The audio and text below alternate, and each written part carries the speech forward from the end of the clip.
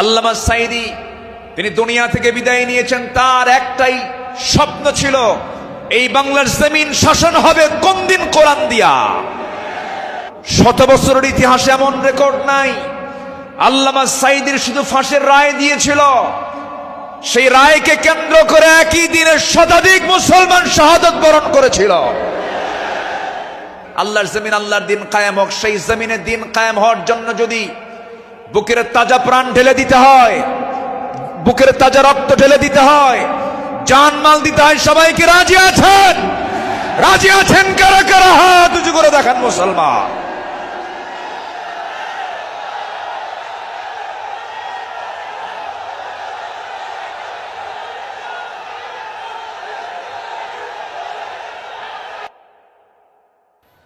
আলোচনা যিনি শুরু করেছেন, এই মাহফিল যাকে দিয়ে আলোচনা শুরু হয়েছে, শহীদ আল্লামা দেলওয়ার হুসাইন সাঈদী রাহিমাহুল্লাহ, তিনি সর্বশেষ এই ময়দানে কথা বলেছেন 2006 সালে। এরপর পৃথিবীতে বেঁচে থাকার পরেও তিনি এই মাহফিল আসতে পারেন নাই। তিনি আসতে চেয়েছেন কিন্তু আসতে দেওয়া হয় নাই। তিনি আজকে আমাদের মাঝ থেকে বিদায় নিয়েছেন। তিনি আলমে বারজাখে আছেন। শুরুতেই আমরা তার রূহের মাগফিরাত কামনা করছি। আল্লাহ, তুমি তার কবরটাকে জান্নাতের টুকরা বানায় দাও। সম্মানিত ভাইয়েরা, আজকে যদি তিনি বেঁচে থাকতেন, এই চেয়ারে বসার যোগ্যতা তো আমাদের নাই। আমি তো জানি আমার এলেম কালাম কদ্দুর। আমি আব্দুল্লাহ আমিন, লা ইলমা লানা ইল্লা মা আল্লামতানা। আজকে এই চেয়ারে তাকি মানায়। তিনি দুনিয়া থেকে বিদায় নিয়েছেন। তার বড় শখ দুটো ছিল, একটা হলো আল্লাহর ঘর জিয়ারা করা, তিনি প্রায় প্রায় বলতেন, আর আরেকটা হলো তিনি যেন বের হয়ে কোরআনের এই ময়দানে যেন তিনি কথা বলতে পারেন।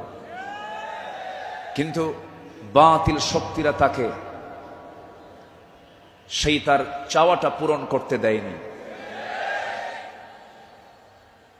2023 সালের 13ই আগস্ট চিকিৎসার নাম করে সুস্থ একজন মানুষকে জেলখানা থেকে বের করে হসপিটালে জোর করে ভর্তি করিয়ে ইনজেকশন পুশের মধ্য দিয়ে পয়জনিং করে বিষ প্রয়োগ করে দিল্লির প্রেসক্রিপশনে তাকে হত্যা করা হয়েছে।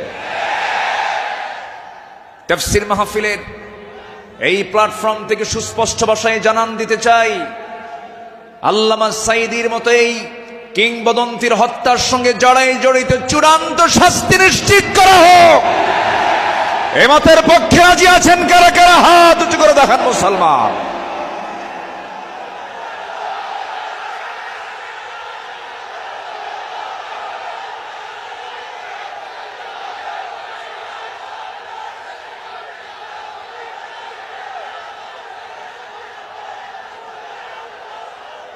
বসুন।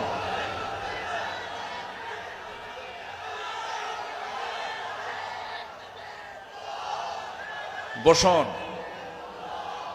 সম্মানিত ভাইয়েরা, আজকের এই তাফসীর মাহফিলে তার নাম,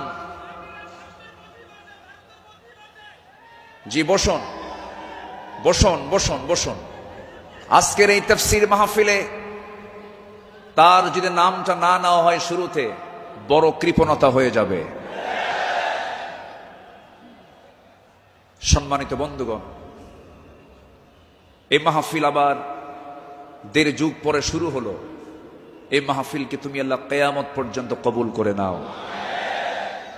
এই মাহফিলের শুরু থেকে নিয়ে আজ পর্যন্ত যারা জড়িত আছেন, যারা বেঁচে আছেন, তাদের প্রতি খাস রহমত নাজিল করো, এবং যারা দুনিয়া থেকে বিদায় নিয়েছেন কবরগুলোকে জান্নাতের নূর দিয়ে মুনাফফার করে দাও।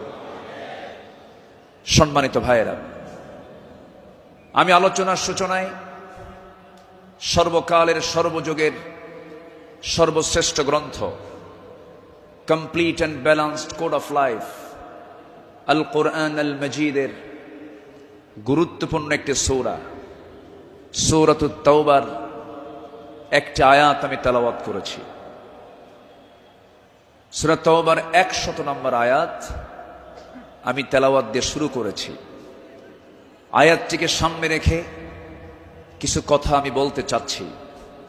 আল্লাহ যেন আমার মুখ থেকে সেই কথাগুলি বের করে দেন যে কথাগুলো মুসলিম উম্মার জন্য এই মুহূর্তে দারুণ প্রয়োজন। সম্মানিত হাজিরিন, এই পৃথিবীতে শ্রেষ্ঠ মানুষ হচ্ছেন আম্বিয়ে কেরাম, এবং পৃথিবীর প্রথম মানুষও একজন নবী ছিলেন, আমাদের সবার পিতা সাইয়্যিদানা আদম আলাইহিস সালাতু ওয়াস সালাম। এবং এটার সিলসিলা শেষ হয়েছে খাতামুন নবিয়্যিন, সরওয়ারে কায়নাত, রাহমাতুল লিল আলামিন, রহমতে আলম, নবী মুকাররম জনাবে মুহাম্মদুর রাসূলুল্লাহ সাল্লাল্লাহু আলাইহি ওয়াসাল্লাম। তার সময় এসে নবুয়তের এই সিলসিলা শেষ হয়েছে। এরপরেই যাদের সম্মান মর্যাদা আল্লাহ পাক সবচাইতে বেশি দিয়েছেন তারা হচ্ছেন সাহাবায়ে কেরাম। আল্লাহ তাআলা তাদের সম্মান, তাদের মর্যাদা অনেক বেশি দিয়েছেন, এবং আল্লাহ নিজে তাদের শানে বলেছেন রাদিয়াল্লাহু আনহুম, আল্লাহ তাদের উপরে সন্তুষ্ট হয়েছেন। আল্লাহ নিজে যদি বলেন আমি তাদের উপরে সন্তুষ্ট হয়েছি, তাদের ঠিকানা কোথায় হবে? জান্নাত হবে, এটাই স্বাভাবিক। সেই সাহাবায়ে কেরামদের জীবন থেকে কিছু কথা, আমার নবীর আদর্শে গড়া সাহাবীদের বিপ্লবী জীবন, মুমিনের অনুসরণীয় পথ, এই বিষয়ে আমি আজকে কিছু কথা বলতে চাচ্ছি। ওয়ামা তাওফীকি ইল্লা বিল্লাহ আলাইহি তাওয়াক্কালতু ওয়া ইলাইহি উনীব। আসুন সোজা আমরা আলোচনার দিকে চলে যাই। যেহেতু এক রাত আমি পেয়েছি, আল্লামা সাঈদ রাহিমাহুল্লাহ এমন একজন ব্যক্তি ছিলেন, একটানা একজন আলোচক 5 দিন একই প্ল্যাটফর্মে কথা বলেছেন। এমন রেকর্ড বাংলার জমিন আজ পর্যন্ত কেউ দেখাতে পারেন নাই। বলি আলহামদুলিল্লাহ, জোরে বলি আলহামদুলিল্লাহ। সম্মানিত হাজিরিন, আমরা যে কিতাব নিয়ে বসেছি, এই কিতাব আসমানি কিতাব। পৃথিবীর সকল কিতাব হলো দুনিয়ার, আর এই কিতাব হলো আসমানি, স্বতন্ত্র একটি কিতাব। আল্লাহ রাব্বুল আলামিন তার কালামে তার পরিচয় দিয়েই অনেক সূরার সামনে আগে এই কিতাবের সৌন্দর্য তুলে ধরেছেন, এই কিতাবের পরিচয় আগে তুলে ধরেছেন। যেমন কোরআন খোলার সঙ্গে সঙ্গেই আমরা পেয়ে যাই আমার রবের পরিচয় আলহামদুলিল্লাহি রাব্বিল আলামিন। এরপরে আমরা যখন সেকেন্ড সূরাতে আসি তখন পেয়ে যাই এই কিতাবের পরিচয় যালিকাল কিতাব লা রাইবা ফীহি। আবার আলে ইমরানে আসেন, এরকম পরিচয় পাওয়া যায়। সূরা ইয়াসিন, সূরা রহমান, সূরা ইউসুফ, অনেক সূরার শুরুতে আল্লাহ রাব্বুল আলামিন আগে এই কিতাবের সৌন্দর্য তুলে ধরেছেন।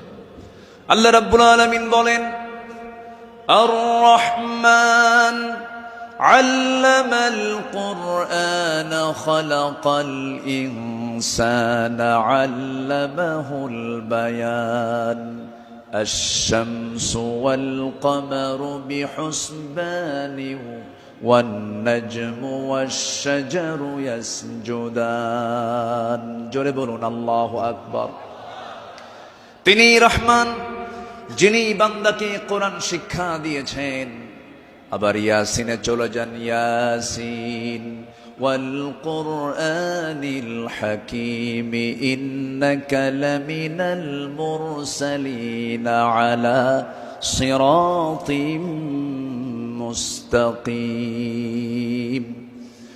আল্লাহ রাব্বুল আলামিন এই কিতাবের পরিচয় অনেক সূরার শুরুতেই দিয়েছেন। আগে কিতাব সম্পর্কে বান্দা বুঝে নাও, সচরাচর অন্য কিতাবের মতো